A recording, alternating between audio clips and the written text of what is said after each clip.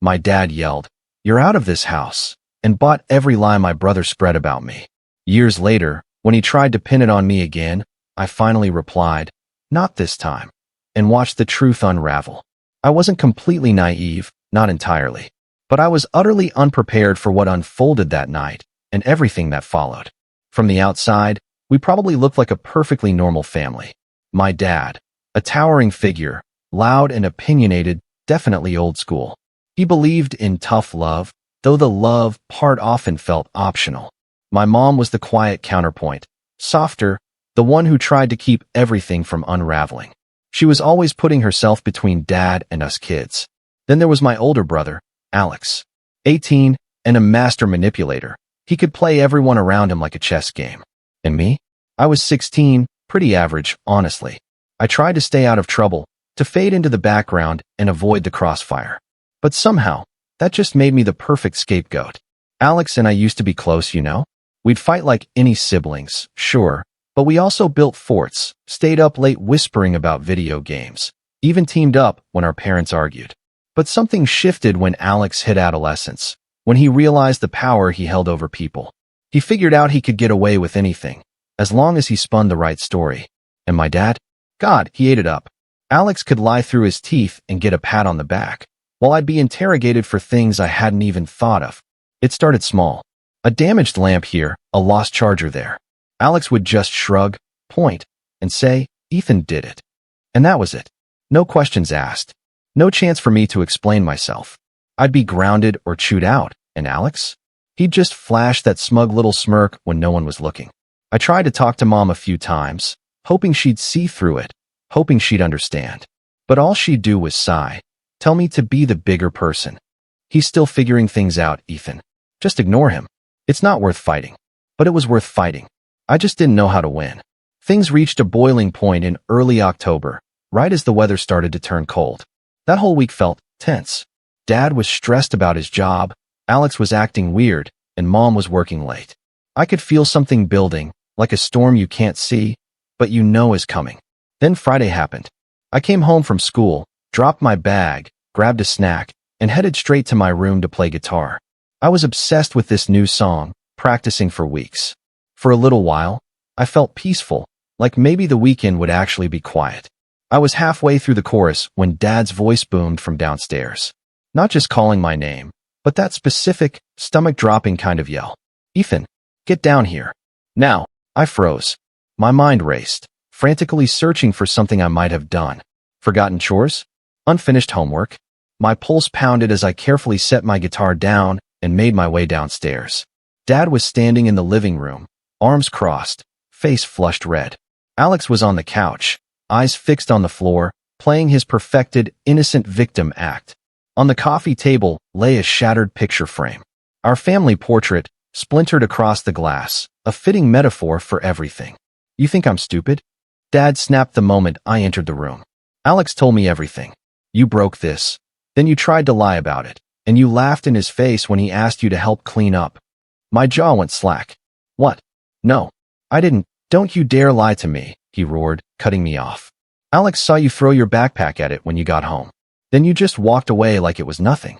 I looked at Alex, my eyes wide with disbelief. "That's not true. I didn't even come into the living room. I went straight upstairs." Alex wouldn't meet my gaze. He just kept staring at the floor, biting his lip, as if he was the one who had been wronged. I turned back to Dad, trying desperately to keep my voice calm. "I swear, I didn't do it." "Of course you did," he shouted. "You're always so irresponsible, always looking for attention. You think breaking things and lying about it is a joke." "I didn't." "Enough," he cut me off again. "You're not leaving your room for the rest of the weekend. Go." I didn't argue further. I knew it was useless. Dad had made up his mind, and that was that. As I turned to leave, I stole one last glance at Alex. His face was blank, but I saw it, the faintest twitch of a smile as I walked away. That night, I just sat on my bed in silence. No music, no distractions, just me and this gnawing suspicion that something was fundamentally broken. Not just the photo frame, but everything. Why would Alex do this? What did he gain from punishing me? Did he really enjoy watching me suffer? I didn't sleep much. The weekend only got worse. Every time I dared to come downstairs, I was met with icy stares and pointed comments. Alex, meanwhile, glided around like a saint, offering to help with dinner, taking out the trash. And Dad, of course, ate it all up. I started retreating into myself, feeling like a stranger in my own home. It wasn't until Monday morning that I finally understood the full extent of his cruelty. I was grabbing my backpack from the hallway when I overheard Alex on the phone in the kitchen. Nah, it was easy, he chuckled quietly. I just told him Ethan did it. Dad flipped out, as usual. My heart stopped cold. I moved closer, barely breathing. Yeah, bro. He didn't even question it. Grounded him for the whole weekend. I didn't even have to act upset. Worked perfectly. I stepped into the doorway. Alex jumped, the phone dropping slightly from his ear. His eyes met mine, and for a long moment, we just stared. No words. No justifications. Then, he simply smiled and shrugged. Oops. I don't know what came over me. I didn't yell. I didn't cry. I didn't hit a wall. I just turned around and walked out. I didn't know where I was going, and I didn't care. My chest felt hollow, my throat tight. I couldn't stay in that house for another second. It was pouring rain, cold and relentless, the kind that soaks you to the bone. I didn't have a jacket. I didn't even have my phone. I was 3 blocks away when I heard my name. Ethan. I turned to see Dad, umbrella in hand, his face contorted with rage. What the hell do you think you're doing? I didn't answer him. You think you can just storm off like some dramatic little brat? Get back to the house. No. I mumbled, barely a whisper. What did you say? He stared at me, disbelief warring with anger. I'm not going back. He looked at me as if I'd grown a second head. Then his voice dropped to a low growl. If you're going to behave like this, you're not welcome in this house. I didn't fight. I just nodded, turned, and kept walking. I didn't see where he went. I just kept walking. 3 weeks later, I went back. Not because I'd forgiven anyone, but because I had nowhere else to go.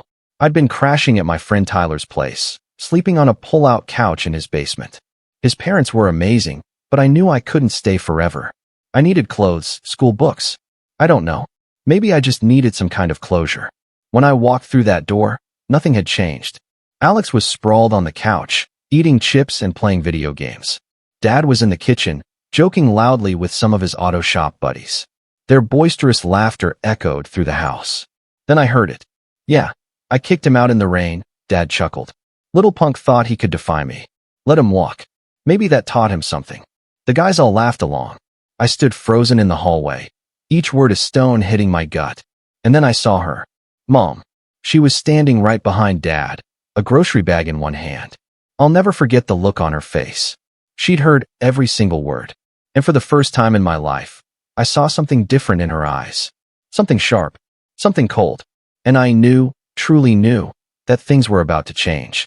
I couldn't move. My feet felt glued to the floor as I watched Mom look at Dad as if she'd never seen him before.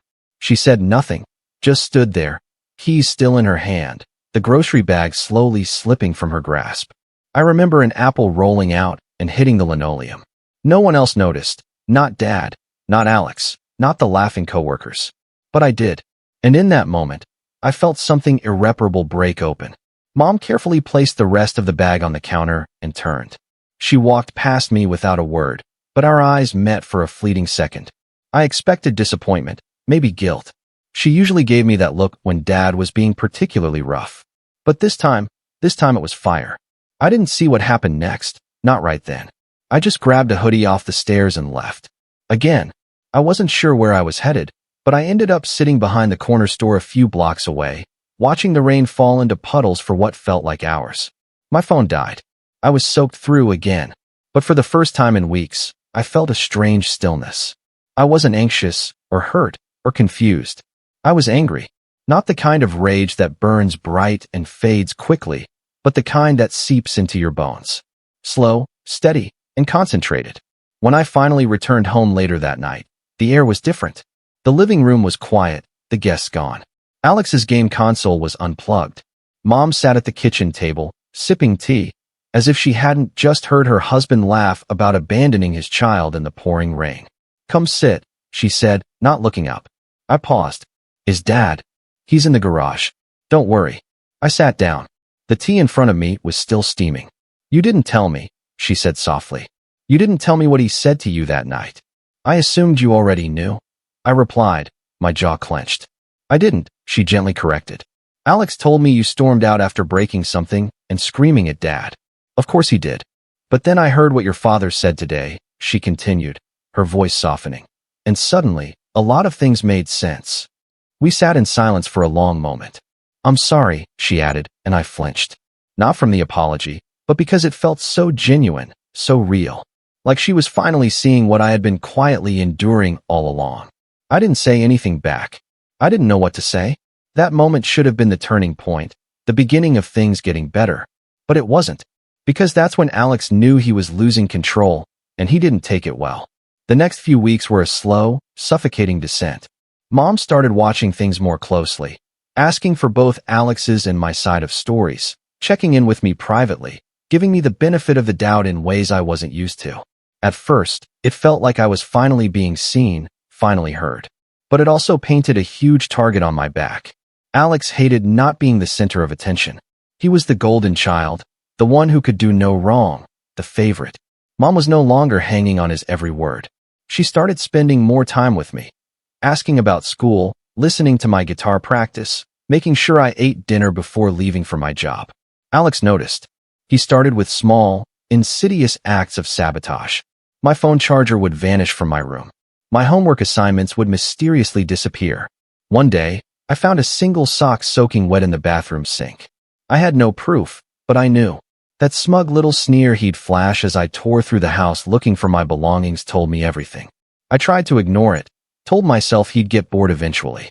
But Alex wasn't wired that way. If he couldn't be loved, he'd settle for being feared. If he couldn't control the narrative, he'd burn it all down. One night, I came home from school to find Dad pacing the living room, his eyes wild. Alex was sitting on the stairs, head bowed, playing the role of the sorrowful martyr. Where is it? Dad demanded the second he saw me. Where's what? You know exactly what. I really don't.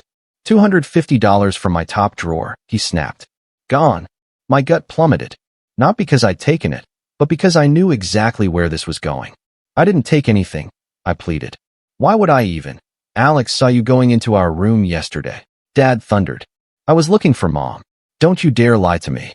I looked at Alex. He looked so hurt. I saw him go in after school, Alex said, barely audible. I didn't think anything of it until I overheard him on the phone bragging about having cash for a new amp. My lips were dry. What? That's not. I'm done with the lies. Dad yelled. I should have never let you back into this house. You think I'm stupid? You think I wouldn't notice when money goes missing the same day you're bragging about new gear? I never said that. I retorted, desperation rising. Ask Tyler. Ask literally anyone. I've been working at the corner store every weekend to pay for that amp. You can check with Mr. Hernandez. Dad scoffed. Yeah, well, we'll see what your manager says. He stormed away. I stood there, shivering. Not in fear, but in pure, white-hot wrath. Alex just smiled at me as he walked past, as if nothing had happened. That night, I lay in bed, staring at the ceiling, replaying every single time I'd let things go, every time I hadn't pushed back. Every lie Alex had uttered, every punishment I'd received, every time Dad had blindly believed him. They wanted me silent. They needed me silent. But I wasn't going to do it anymore. The next day, I went to the guidance counselor. I told her everything. Not just about the money, but about the months of manipulation, the constant lies, the emotional neglect. She listened. She took notes. She nodded a lot. I wasn't sure if any of it would make a difference, but just saying it all out loud felt liberating. When I got home that afternoon, Dad was waiting, arms crossed. Alex was already on the couch, munching chips, as if it was just another day. You told your school we were abusing you. Dad yelled. I froze. Your counselor called. Said they're opening a case. Said someone's coming for a home visit. Alex smirked. Nice one, Ethan. Very mature. Dad took a step closer. You think this is a game? Bringing strangers into our house? You want to humiliate your family? Fine. But you better pray they find something, because if they don't, you're out for good. I looked at Mom, who had just entered the room with a basket of laundry. Her eyes were wide. You threatened him? She asked Dad, her voice quiet but firm. He's trying to ruin us. Dad roared. He wants to tear this family apart because he's too lazy to take responsibility. He's 16. Mom shot back, standing her ground. You're a grown man. You don't get to threaten your child just because he finally spoke up. That silenced everyone. But not for long. 3 days later, the social worker arrived. She talked to each of us separately, asking questions, taking notes. I told her everything, again. She was patient, but her expression gave nothing away. I had no idea if she believed me. But Alex did. And he panicked. The following morning, I woke to chaos. Mom was yelling, Dad was roaring, Alex was crying.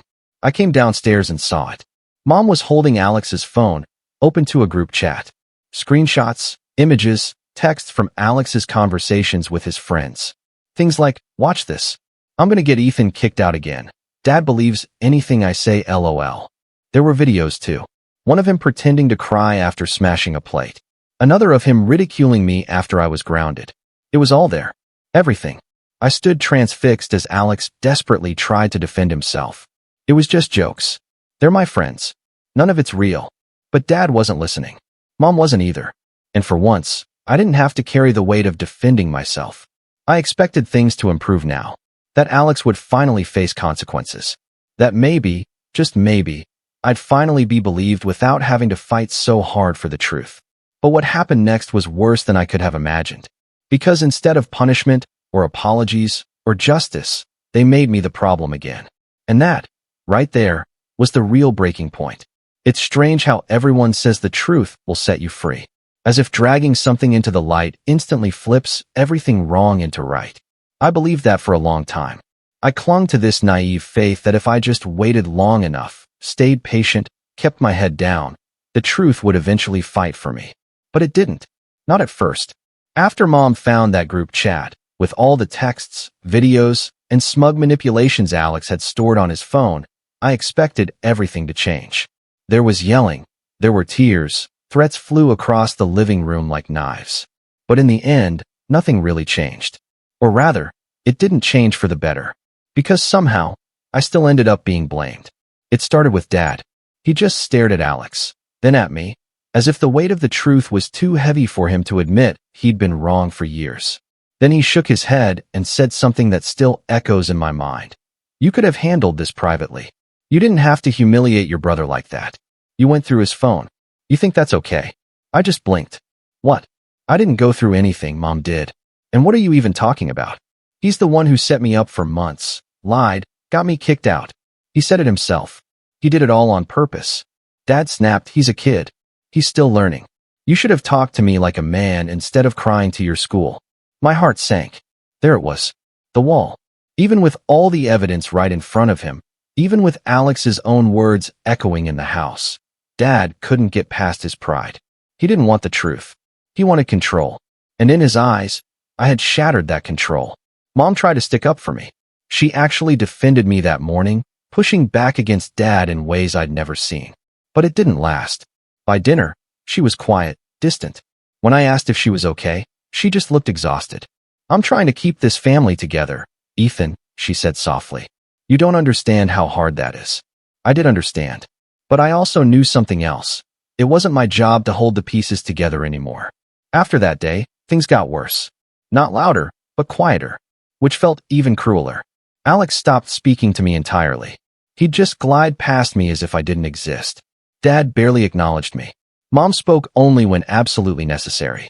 No more accusations, no more screaming matches. Just silence. A cold, harsh, resounding quiet. It felt like I had died, and no one had bothered to arrange a funeral. The social worker's house visit concluded with a shrug. She said there wasn't enough proof of abuse for a formal intervention. Emotional neglect, apparently, was a hazy area. Monitor the situation, she told my counselor. Let us know if anything escalates. And just like that, I stopped expecting, stopped asking for help. I hit rock bottom about a week later. It was a Thursday. I'd stayed late at school, helping the band teacher organize music stands, mostly just to avoid going home. When I finally got there, the front door was locked. No note, no phone call, nothing. I knocked, and Alex appeared through the glass. He looked at me for a moment, then, slowly, methodically, closed the door again. I stood on the porch for 20 minutes, waiting, expecting Mom to come unlock it, thinking it was just a mistake, that someone had forgotten I didn't have a key. But no one came. Eventually, I left. Again, I went back to Tyler's house, soaked through and utterly silent. His mother opened the door before I could even knock. "Oh, honey," she said sweetly. "Come in." They didn't ask for an explanation. They just let me shower, dried my clothes, and made me dinner. Tyler and I stayed up all night, playing old video games, pretending everything was fine. But I couldn't pretend anymore. That night, lying on their basement floor, staring at the ceiling, I made a decision. I was not going back. Not this time. The next morning, I went straight to the school office and asked to speak with my guidance counselor. I told her everything again, but this time I asked for options. Legal options. Housing options. Emancipation. Anything. "I'm tired," I told her. "And I'm not safe there." "Not really." She looked at me for a long time, then she nodded. It didn't happen overnight, but things started to move. The school connected me with a youth outreach program. They set up an appointment with a social worker who specialized in at-risk teenagers. We met weekly. She listened. Truly listened. For the first time in my life, someone took my story seriously. She helped me apply for a student housing program for minors from unstable family situations. It wasn't easy. There were interviews, mountains of paperwork, home inspections. But Tyler's parents vouched for me. So did the band instructor. Even Mr. Hernandez from the corner grocery store. People stepped up for me in ways I never expected. Eventually, I was placed in a group home 2 towns away. It wasn't glamorous, for kids to a room, shared bathrooms, daily chores. But it was safe.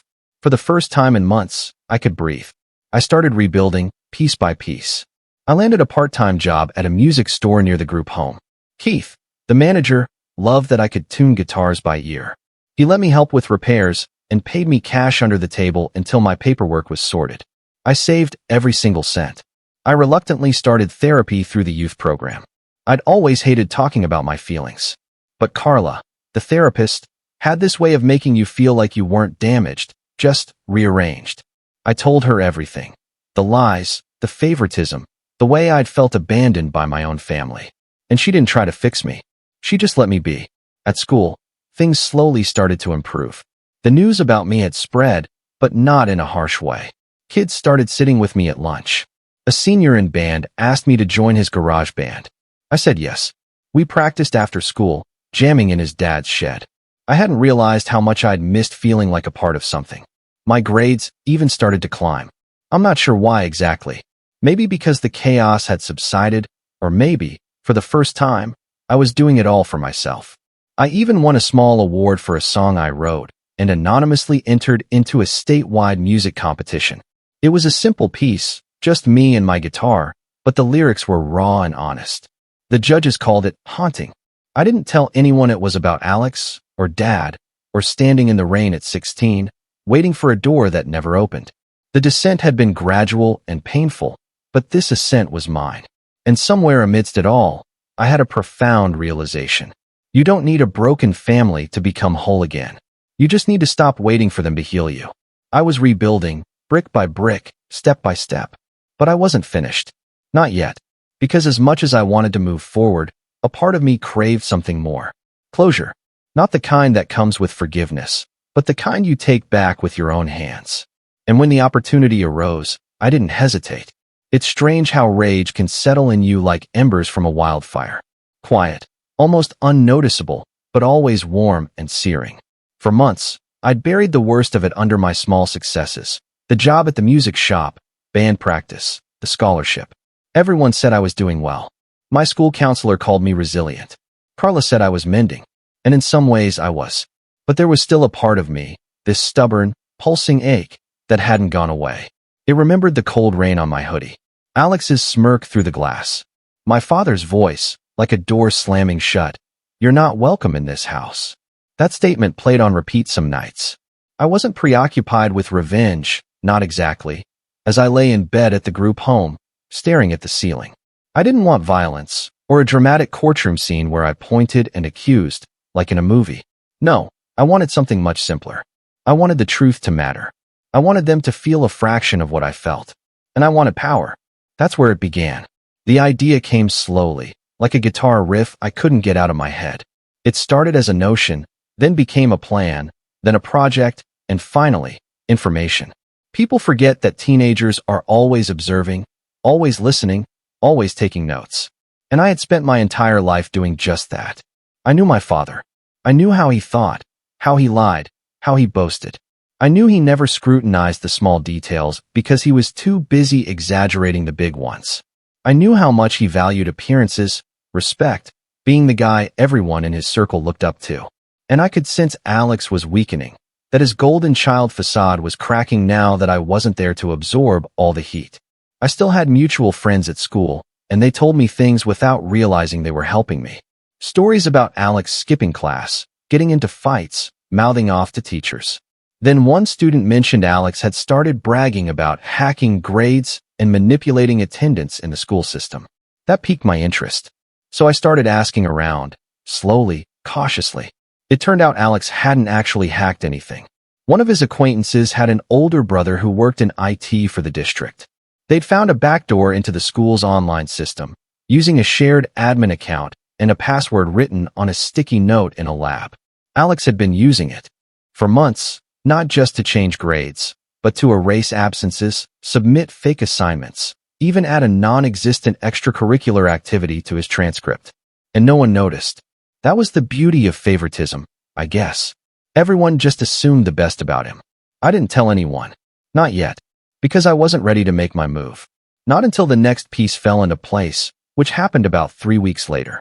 I was working at the music store when Keith, the owner, called me over and handed me a large envelope. "What's this?" I asked. "Your competition prize," he said. "They sent it here since you listed the shop as your primary mailing address." Smart, by the way. I opened it. Inside was a check. $2,500. More than I had imagined. Enough for a new guitar, maybe even a used laptop. But I didn't spend it. Not yet. Because now I had the means. And the motivation. There was just one more thing to do.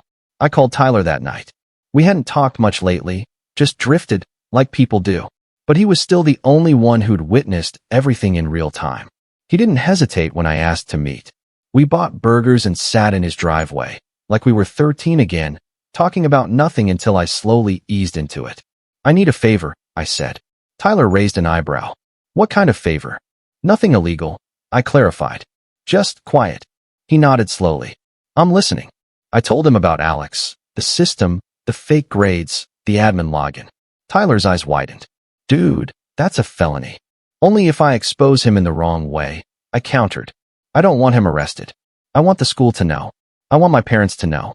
I want it all to crash down.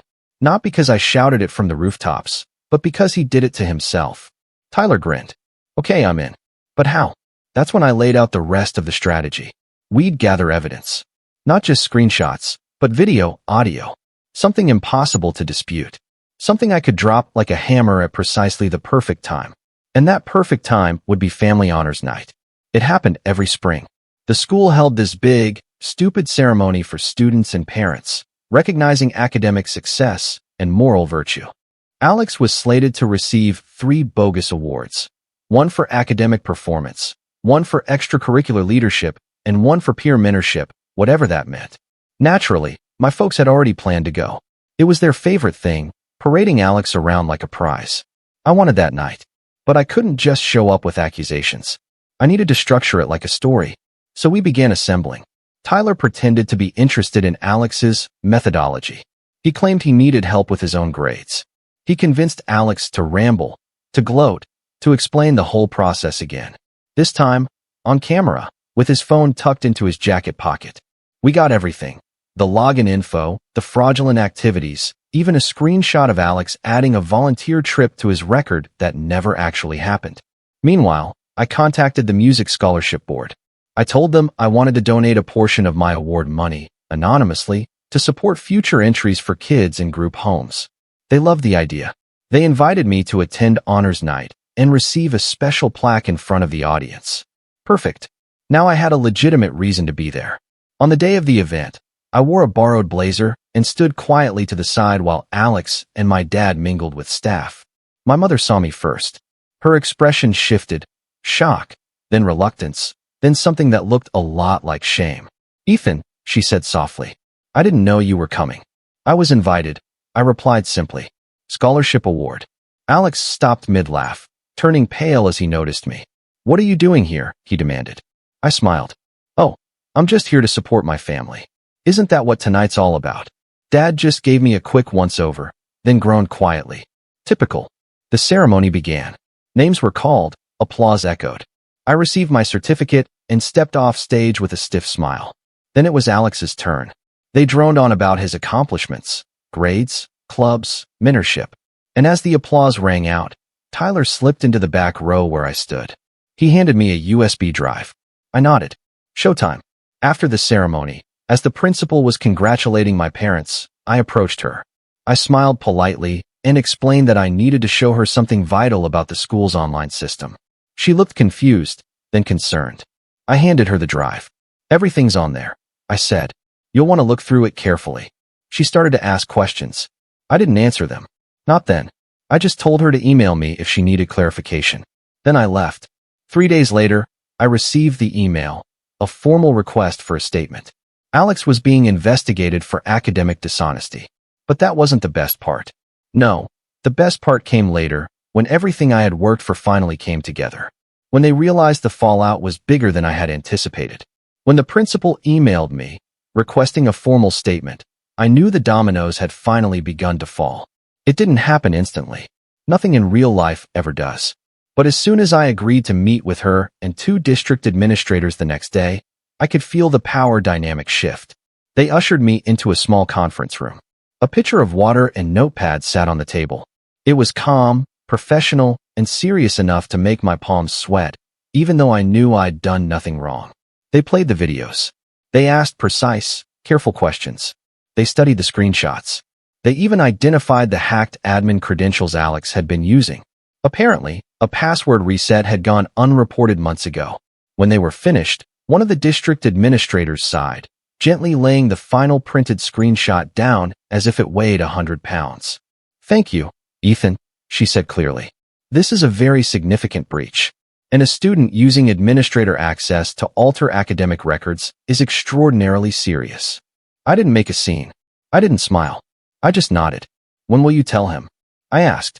We'll notify him and his parents today, the principal explained. And his teachers, and possibly the board, depending on what else we find. What about the other students? I inquired. The ones he helped change grades for? That depends on the extent of the manipulation, she told me. We have to audit everything. But Ethan, you did the right thing. The right thing. People use that phrase so casually. But hearing it from someone other than my family, someone who had no reason to lie and no hidden agenda, it impacted me more than I ever anticipated. I left that meeting knowing the fuse had been lit. All I had to do now was sit back and watch. The explosion happened 3 days later. My phone rang while I was restringing a customer's guitar at the music shop. It was Mom. Not a text, not a message, but a phone call. I hesitated before picking up. Hello, Ethan.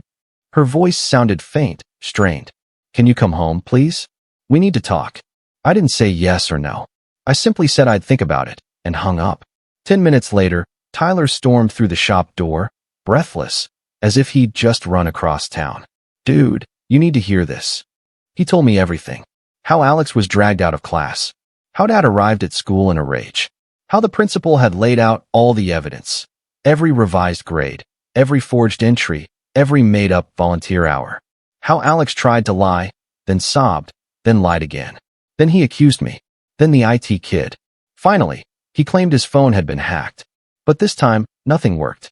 They had recordings, screenshots, dates, IP records. Everything was solid. Alex was suspended pending a full board review. His college hopes? Gone. His peer mentor award? Revoked. His reputation? Shattered. My father, Tyler reported, is pacing the hallway like a caged animal, ranting about conspiracies and vendettas, until a district officer ordered him outside. She cried. He said of my mother, but not with anger. Tyler's retelling suggested something heavier, something perilously close to regret. Later that evening, after my shift, I decided to go. Not for them. For me. I needed to see the impact for myself. Not out of spite, but to finally close this chapter. To allow my younger self, drenched, rejected, and disregarded, to finally see justice without being silenced. When I arrived, the house was in chaos.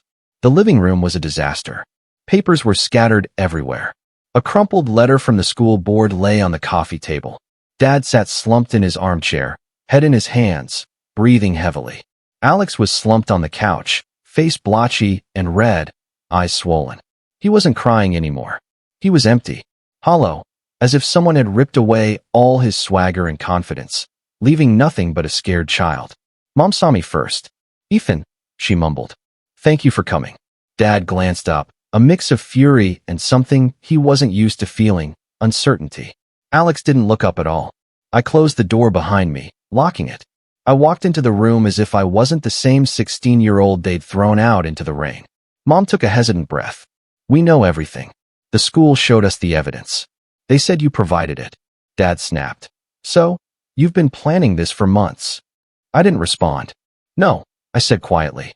"I've been living my life." He's the one who forged grades, made up activities, manipulated a school system, and bragged about it to his friends. Dad stood. "You wanted to ruin your brother?" "No," I said, my voice steady. "He ruined himself. I just stopped covering the damage." Alex finally looked up, eyes blazing, jaw shaking. "You set me up," he muttered. "No," I countered. "You set me up for years. All I did was tell the truth to people who actually listened." The room went silent. I could hear the refrigerator hum in the kitchen. Mom wiped her face. "Ethan, why didn't you come to us? Why didn't you give us a chance to fix this?" I laughed gently, not out of amusement, but pure astonishment. "I tried for years. I told you about the small things, the lies, the favoritism. You always told me to be the bigger person. You always told me not to cause trouble. And then you watched Dad kick me out in the rain because of something he made up. And when the school finally stepped in, you both treated me like a problem instead of a son."